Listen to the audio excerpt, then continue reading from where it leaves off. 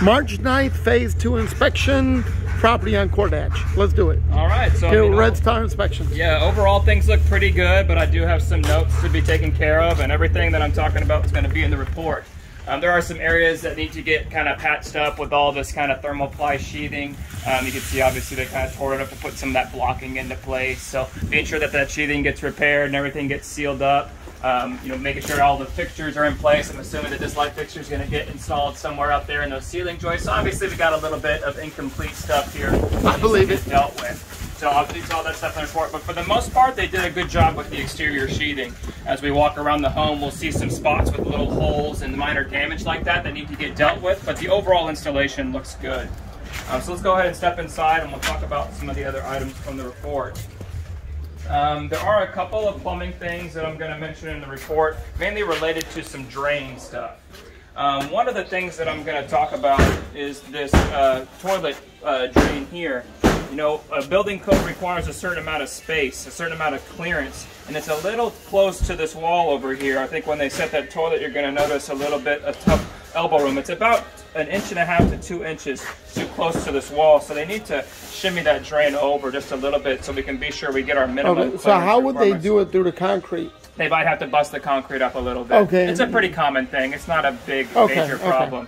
So, as long as you tell me it's not major. No, it's not major. And if they have enough, they actually have special flanges that kind of take a little turn like that. So they may be able to use one of those flanges. Then you just want the commode a little bit off the wall. Yeah, I want to be sure it gets out of the way so it's not too close. 10-4. And then the other thing is here, this one might be a little bit more difficult. You can see when they put the drains in before they pour the concrete, sometimes they're a little bit off. And you can kind of see what I'm talking about here, how it's in the way now. So when we put our drywall on, this is going to be right in the way. Okay. So, you know, usually with this situation, what they would do is they would fur the wall out, you know, put some 2x4s on the wall to push the drywall out past it, you know, put some 2x4s here so the drywall is here. Okay, so that's how you get bowing in the drywall, right? Yeah, exactly. That and twisted 2x4s. My concern is that they can't really fur this wall out because we got a door right here. Right. You know, if they fur that wall out, then we're not going to have enough space for this door. So how do we do it? I don't know. We'll have to talk to the builder. I think they're going to have to move this drain over a little bit, like I talked about that, or try to shimmy the door over.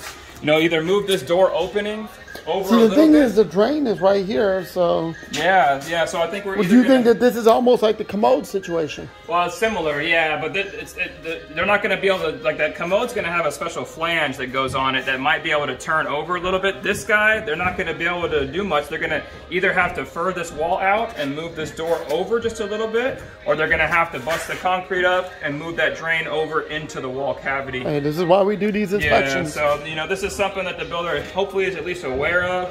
I just want to hear what his plan is. You don't have a little blue tape you can put on there, do you? I don't, unfortunately, but I got photographs and it'll all be in the report. It'll be all in the report. Okay, for you guys. You know, structurally speaking, overall, the studs and the framing, everything looks very good. You know, you've got the right kind of hangers everywhere. These are the little metal brackets. You know, the builder seems to have been fairly aware with some of his notes that I see that he's put down here for his subcontractors. But one thing I am going to notice and note in the report, with these big openings, with this big header right here, they need to put some straps on this header. Like they put these big structural strong tie straps that kind of tie the header to the framing. And I don't see any of those brackets here right now. So we need to be sure all the big structural strapping is in place around a lot of these headers, and I'll detail some of those locations in the report. Okay. But other than just adding those hangers and adding that support, they've really done a very good job with the framing overall, and I didn't have very many concerns with the framing. Good. Now, I've done quite a few with this builder before, and it's been overall the construction's good. Yeah. I mean, it's just a couple of little things we need to figure out. The kitchen looks very good. Do you know if they're getting a range vent that goes to the outside? Because this is where the cooktop vent is going, right? But I don't see the duct.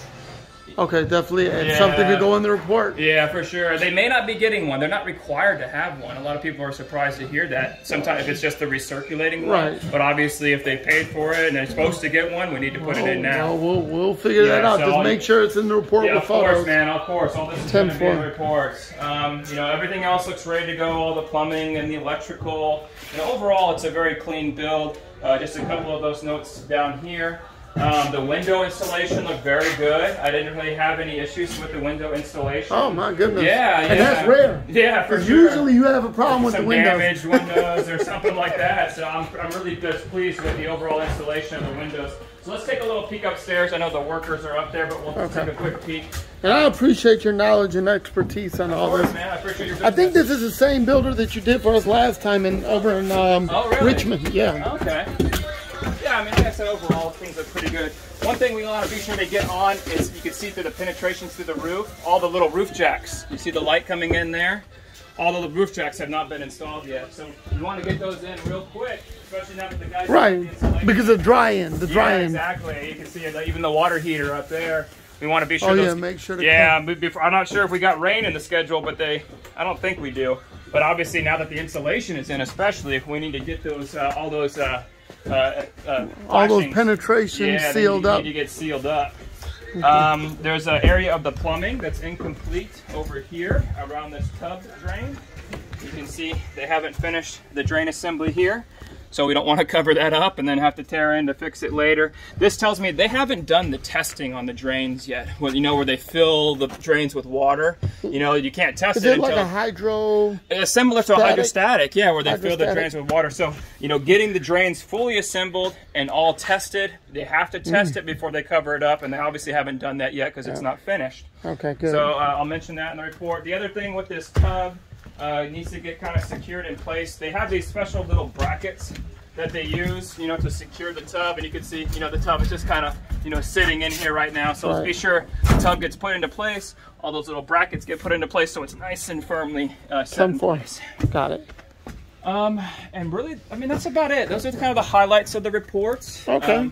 Yeah, I mean, overall... How's the electrical? Electrical looked great. I didn't have any problems other than that little light, you know, that needs to get put into place on the front porch. That okay, yeah, the light. Yeah, the rest of the wiring looks really good. No nails causing arc faults and all that. Pipes. Yeah, yeah, they got everything where they need to go. Great.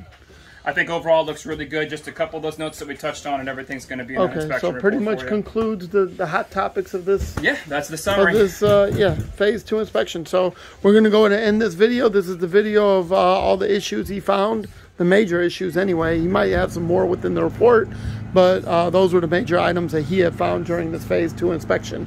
Anything else to add? No, that's it. Overall, a good build. Just a couple of notes, and everything will be in the report. Okay, good. We are finished.